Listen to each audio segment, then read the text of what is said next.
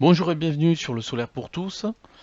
Maintenant que la structure et les panneaux ont été installés comme nous l'avons vu dans les précédents chapitres, l'objectif de cette nouvelle vidéo est de voir quel peut être l'effet du vent dessus.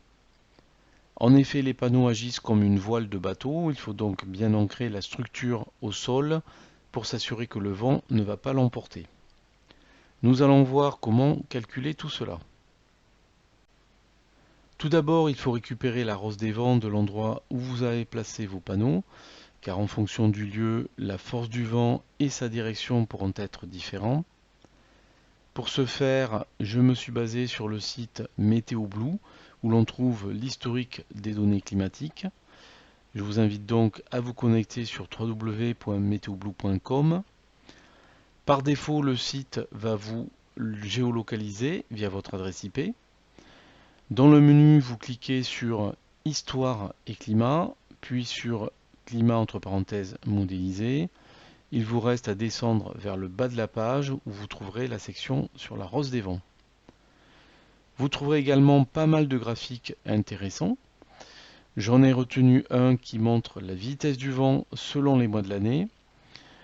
Ce graphique, par ailleurs, montre beaucoup mieux que la rosse des vents les différentes vitesses et, comme on peut le voir en orange sur le mois de février, la présence de vents violents de plus de 61 km/h qui n'apparaissent pas très bien sur la rosse des vents.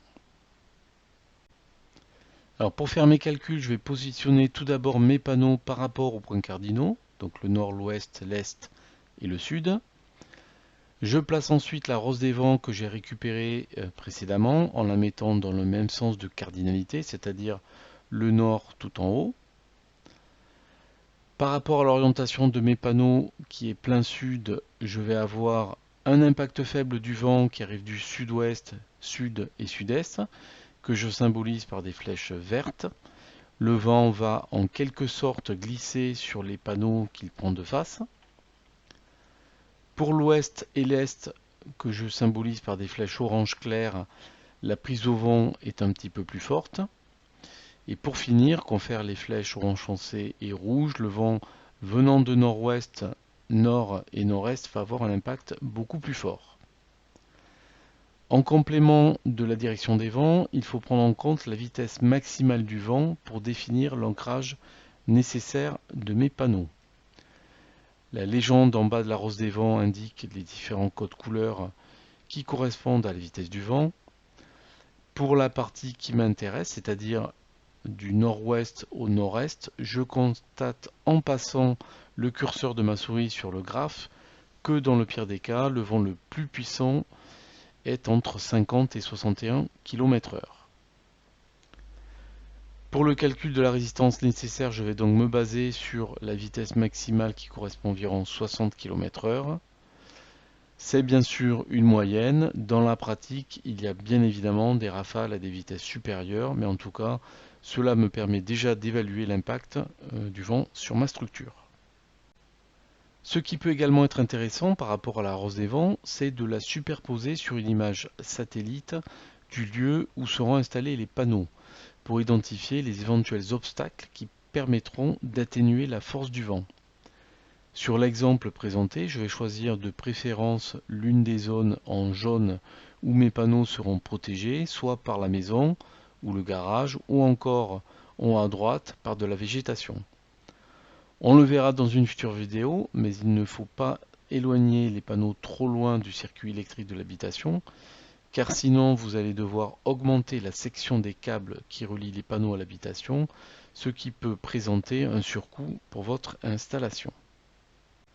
Une fois que j'ai récupéré ma vitesse maximale de vent, la seconde étape consiste à calculer la surface de prise au vent de mes panneaux. Il faut donc que je calcule la surface totale de ces derniers. Le calcul est assez simple, il suffit de ramener les dimensions du panneau en mètres, de calculer la surface d'un panneau et de la multiplier par le nombre de panneaux, 10 dans mon cas. On aboutit à une surface totale d'environ 18 mètres carrés. Maintenant que j'ai calculé la surface de prise au vent de mes panneaux, je vais calculer le poids de ma structure qui permet de les fixer au sol. Pour cela, je vous renvoie sur ma troisième vidéo dans laquelle je décris précisément les différents éléments constitutifs de cette structure. Pour faire ce calcul, il faut que j'additionne le poids de mes panneaux, des poteaux et des traverses que j'utilise.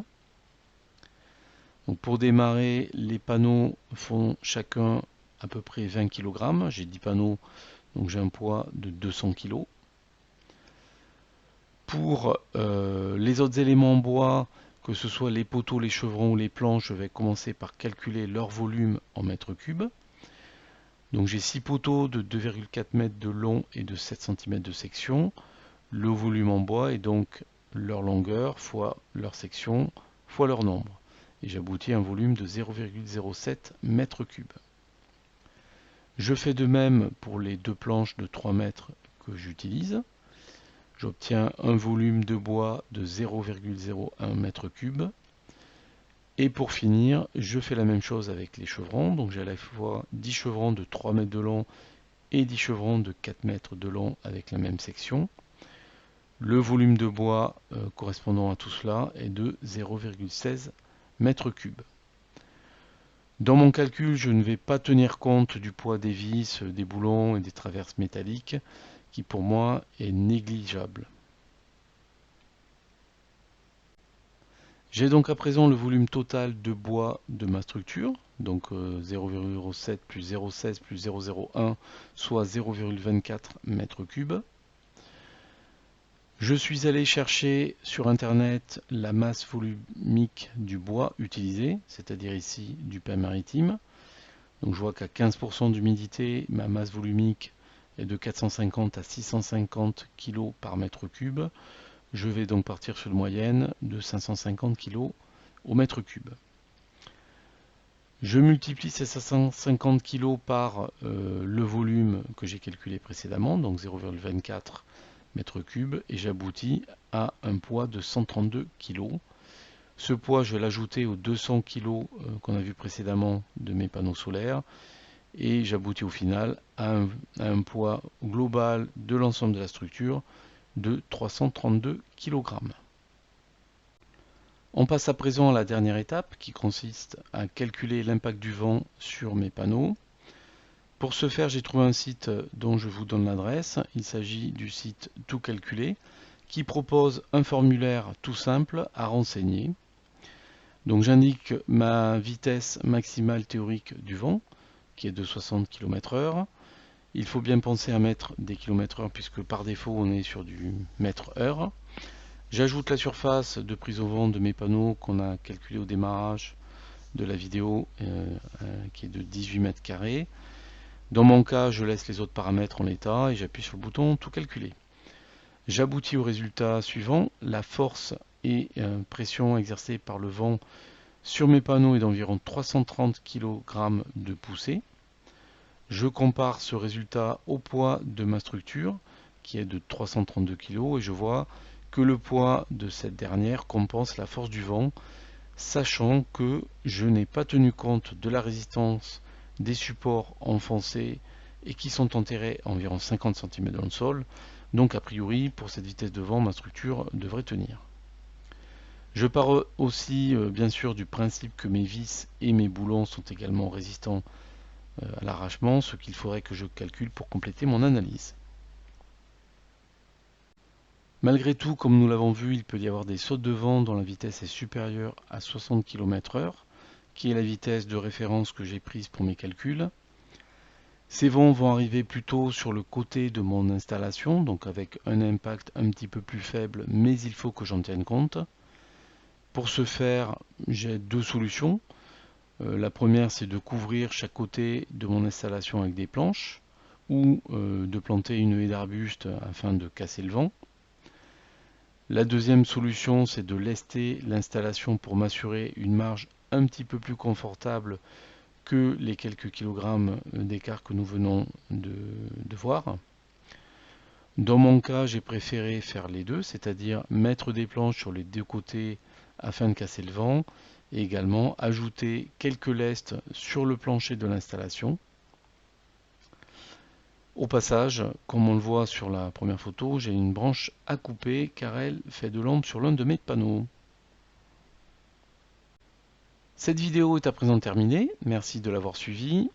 Prochaine vidéo, je vous détaillerai l'installation électrique que j'ai mis en place, qui permet de raccorder les panneaux à l'ensemble des composants de l'installation, notamment l'onduleur, puis de relier tout ça au réseau électrique domestique de mon habitation.